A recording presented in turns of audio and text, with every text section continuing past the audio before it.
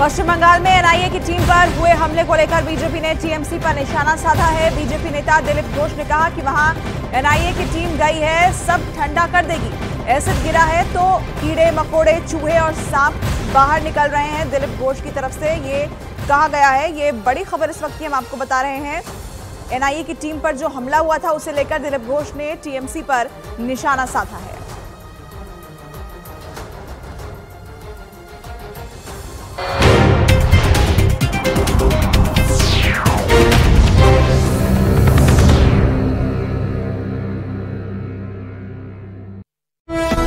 तक बुरी तरह भड़क गए और खबरें तो ये भी सामने आई कि सांगली में कांग्रेस के विशाल पाटिल समेत कई नेताओं के मोबाइल फोन नॉट रीचेबल हो गए। मतलब ये कि महाराष्ट्र में विपक्षी गठबंधन के बीच सीट बंटवारे के बाद भी तालमेल बैठता नहीं दिख रहा। हालांकि सीट शेयरिंग के बाद कांग्रेस नेता नाना पटोले ने दावा किया कि कोई नाराजगी नहीं है। उन्होंने भरोसा जताया कि सीट बंटवारे से जो नेता और कार्यकर्ता नाराज हैं उन्हें मना लिया जाएगा।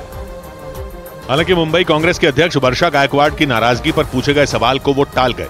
कांग्रेस नेता नाना पटोले ने दावा किया कि सांगली हो या फिर मुंबई की मुंबई दक्षिण मध्य लोकसभा सीट, कांग्रेस के कार्यकर्ता बड़ा दिल दिखाएंगे और पार्टी आलाकमान के फैसले का सम्मान करेंगे। हाईकमान के आदेश का पालन सब कार्यकर्ता करेंगे। कांग्रेस ने भरोसा दिया कि कांग्रेस समर्थकों का वोट महाविकास अघाड़ी के उम्मीदवारों को ही जाएगा, क्योंकि सांगली सीट की तरह ही महाराष्ट्र की भिवंडी सीट पर भी कांग्रेस पहले दावेदारी कर रही थी।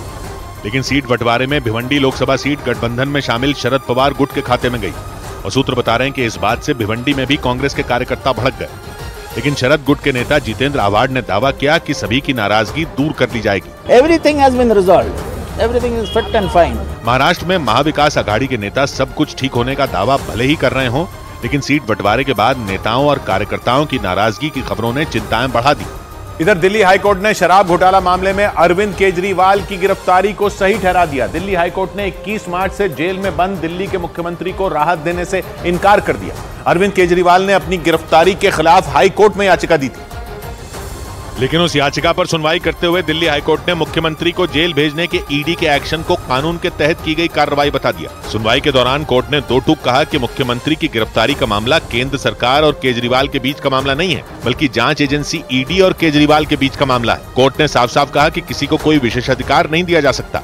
इतना ही नहीं, दिल्ली हाईकोर्ट ने बताया ईडी ने इस मामले में पर्याप्त सबूत पेश किए और वो सबूत अरविंद केजरीवाल की गिरफ्तारी को सही ठहराने के लिए काफी है। हालांकि इस पर अरविंद केजरीवाल के वकील ने दलील दी कि ईडी के पास कोई ठोस सबूत नहीं है जो ये साबित कर सकें कि अरविंद केजरीवाल शराब घोटाला मामले से जुड़ी मनी लॉन्ड्रिंग में शामिल थे। केजरीवाल ने भी अपनी गिरफ्तारी को गैर कानूनी बताया था, लेकिन हाईकोर्ट ने ईडी को क्लीन चिट देते हुए टिप्पणी की कि ईडी ने इस मामले में पूरी तरह से कानूनी प्रक्रिया का पालन किया। हाईकोर्ट के फैसले के बाद आम आदमी पार्टी ने इस मामले को लेकर सुप्रीम कोर्ट जाने का ऐलान कर दिया।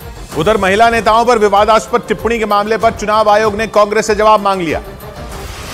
चुनाव आयोग ने महिलाओं के सम्मान से जुड़ी एडवाइजरी पर कांग्रेस अध्यक्ष मल्लिकार्जुन खड़गे से शुक्रवार तक जवाब मांगा। आयोग ने कांग्रेस अध्यक्ष से पूछा कि महिला नेताओं पर की गई विवादास्पद टिप्पणी के मामले में उन्होंने क्या कदम उठाए। ओडिशा के मुख्यमंत्री नवीन पटनायक की पार्टी बीजेडी ने बीजेपी के कुछ नेताओं पर चुनाव आयोग के नाम का दुरुपयोग करने का आरोप लगाया। पार्टी ने इस मुद्दे पर चुनाव आयोग को एक चिट्ठी भी लिखी जिसमें आरोप लगाया गया कि बीजेपी के कुछ नेताओं ने चुनाव में जुटे ओडिशा के कुछ अधिकारियों को ट्रांसफर करने की धमकी दी। चुनावी रणनीतिकार प्रशांत किशोर के राहुल गांधी पर दिए बयान पर कांग्रेस ने कोई प्रतिक्रिया देने से इनकार कर दिया। प्रशांत किशोर ने राहुल गांधी को यह सलाह दी थी कि अगर इस लोकसभा चुनाव में भी कांग्रेस को सफलता नहीं मिली तो राहुल गांधी को ब्रेक ले लेना चाहिए। इस बीच पंजाब के बठिंडा में बीजेपी नेता और फरीदकोट लोकसभा सीट से पार्टी के उम्मीदवार हंसराज हंस का किसानों ने जमकर विरोध किया।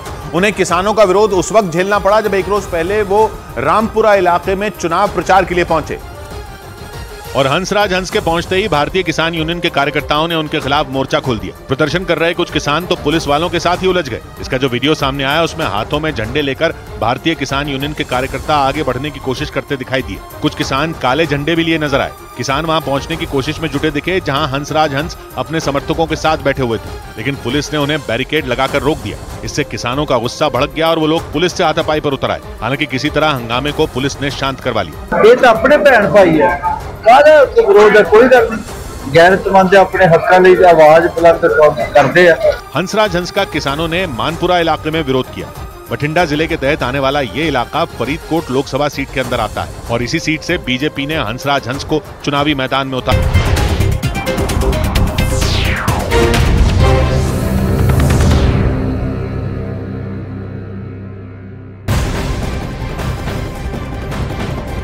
आम आदमी पार्टी के विधायक अमानुल्लाह खान की भी मुश्किलें बढ़ती जा रही हैं। दिल्ली की राउज एवेन्यू कोर्ट ने Delhi Waqf board money laundering मामले में अमानुल्लाह खान को नोटिस जारी किया है और 20 अप्रैल को कोर्ट में पेश होने का निर्देश जारी किया है। अमानुल्लाह खान को ये समन्स कोर्ट में हाजिर नहीं होने पर जारी किए गए हैं। ये बड़ी खबर आपको बता दें, आम आदमी पार्टी के विधायक हैं अमानुल्लाह खान, जिन्हें समन्स जारी किए गए हैं। वक्फ बोर्ड मनी लॉन्ड्रिंग मामले में ये समन्स उन्हें जारी किए गए हैं। कोर्ट में हाजिर नहीं होने पर ये समन्स उन्हें भेजे गए हैं।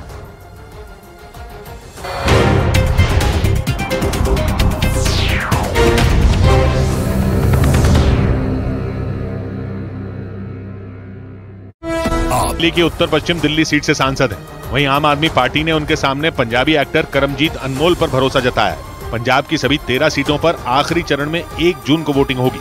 इधर उत्तर प्रदेश के आजमगढ़ में बीजेपी प्रत्याशी दिनेश लाल यादव निरहुआ के खिलाफ प्रचार करने के लिए उनके ही भाई मैदान में उतर आए। यहां वो समाजवादी पार्टी के प्रत्याशी धर्मेंद्र यादव के समर्थन में जनसभा करते नजर आए। भोजपुरी फिल्मों के एक्टर निरहुआ के भाई विजय लाल यादव खुद भी भोजपुरी फिल्मों के लिए गाने गाते हैं और उन्हीं गानों के जरिए उन्होंने समाजवादी पार्टी के प्रत्याशी धर्मेंद्र यादव के समर्थन में सभा की। इस जनसभा में बीजेपी प्रत्याशी दिनेश लाल निरहुआ के भाई विजय लाल यादव समाजवादी पार्टी के लिए वोट मांगते नजर आए।